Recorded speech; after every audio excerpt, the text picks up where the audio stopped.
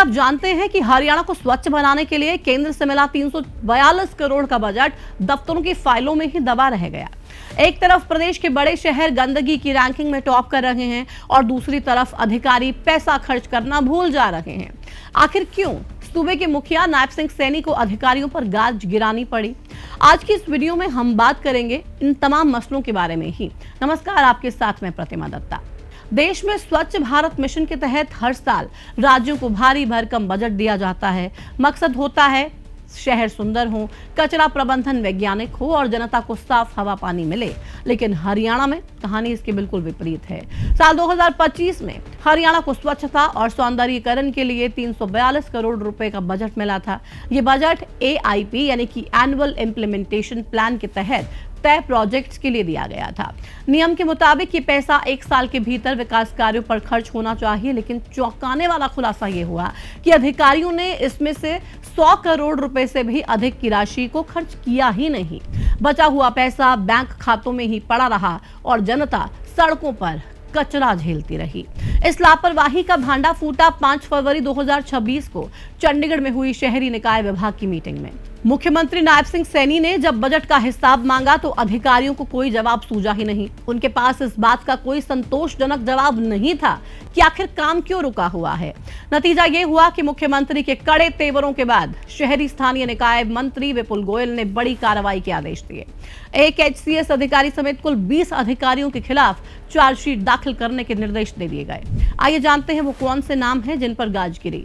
पहला नाम जयदीप कुमार, जो तत्कालीन state mission director, Kanwar Singh जो संयुक्त निदेशक प्रशासन है, अंकित लोहान और आनंद अग्रवाल जो XCN है, रविंद्र मलिक जो SDO। इनके अलावा सलाहकार, सहायक स्टाफ और क्लर्क स्तर के कर्मचारियों को भी इस लापरवाही का हिस्सेदार माना गया है। अब सवाल ये उठता है कि क्या हरियाणा वाकई में साफ है, जो बजट की जरूरत नहीं पड़ी? आंकड़ों को देखें तो जवाब इसके उलट गवाही देते हैं। 2025 की मीडिया रिपोर्ट्स के मुताबिक धारूहेड़ा और रोहतक गंदगी के मामले में बेहद खराब स्थिति में रहे। गुरुग्राम साइबर सिटी कहलाने वाला ये शहर जलभराव और कचरे के ढेर से जूझ रहा है। बल्लभगढ़ जो औद्योगिक क्षेत्र होने के बावजूद स्वच्छता के मानक पर फेल हो रहा है। जब ये शहर गंदगी से कहरा रहे थे तब अधिकारी AC कमरों में बैठकर करोड़ों का बजट दबाए बैठे थे। क्या ये जनता के टैक्स के पैसों के साथ खिलवाड़ नहीं है? यहाँ पर यह समझना जरूरी है कि स्वच्छ भारत मिशन सिर्फ झाड़ू लगाना नहीं है। 2 अक्टूबर 2014 को शुरू हुए इस मिशन के मुख्य स्तंभ क्या हैं, आपको ये बताते हैं। ODF यानी कि खुले में शौच मुक्त, हर घर में शौचालय, गीले और सूखे कचरे को अलग करना, कचरे को रिसाइकिल करना या फिर वैज्ञानिक तरीके से उसको नष्ट करना। हरियाणा में बजट ना खर्च होने का मतलब यह है कि ना तो नई डंपिंग साइट्स बनाई गई, ना ही कचरा निस्तारण की नई मशीनें लेकर आए। हमारी रिसर्च ये बताती है कि बजट लैप्स होने की 3 मुख्य वजह हो सकती हैं। पहली, प्लानिंग की कमी। अधिकारियों के पास प्रोजेक्ट्स को धरातल पर उतारने का रोड मैप है ही नहीं। दूसरा, लाल फीताशाही। फाइलों को एक टेबल से दूसरे टेबल तक जाने में महीने लग जाते हैं। तीसरा, जवाबदेही का अभाव। अधिकारियों को लगा कि बजट ना खर्च होने पर कोई पूछने वाला नहीं है, अपनी मनमर्जी करते रहेंगे, हमें काम क्यों करना है जब हमें तनख्वाह मिल ही रही है। लेकिन हरियाणा के CM नायब सिंह सैनी ने 20 अधिकारियों को चार्जशीट कर ये साफ संदेश दे दिया है कि अब चलता है वाला रवैया बिल्कुल नहीं चलेगा। हरियाणा में रहना है तो अधिकारियों को काम करना पड़ेगा, नहीं तो CM को चूड़ी टाइट करनी आती है और उसके बाद जब अधिकारी चिंगाड़ निकालेंगे तो फिर उनको अपने आप देखना पड़ेगा कि आखिर अब बचना कैसे है।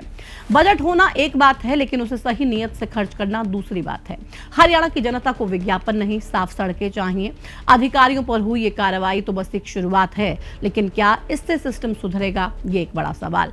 क्या अगले साल तक गुरुग्राम और रोहतक की सूरत बदलेगी? हरियाणा की तस्वीर आपको बहुत साफ नजर आएगी? ये एक बड़ा सवाल है। आप इस पूरे मसले के बारे में क्या सोचते हैं? क्या आपके शहर में भी स्वच्छता का बुरा हाल है या फिर तस्वीर अब वहां थोड़ी बदली हुई नजर आ रही है? कमेंट सेक्शन में जुड़िए, अपनी राय जरूर साझा कीजिए। फिलहाल इस वीडियो में इतना ही। नमस्कार।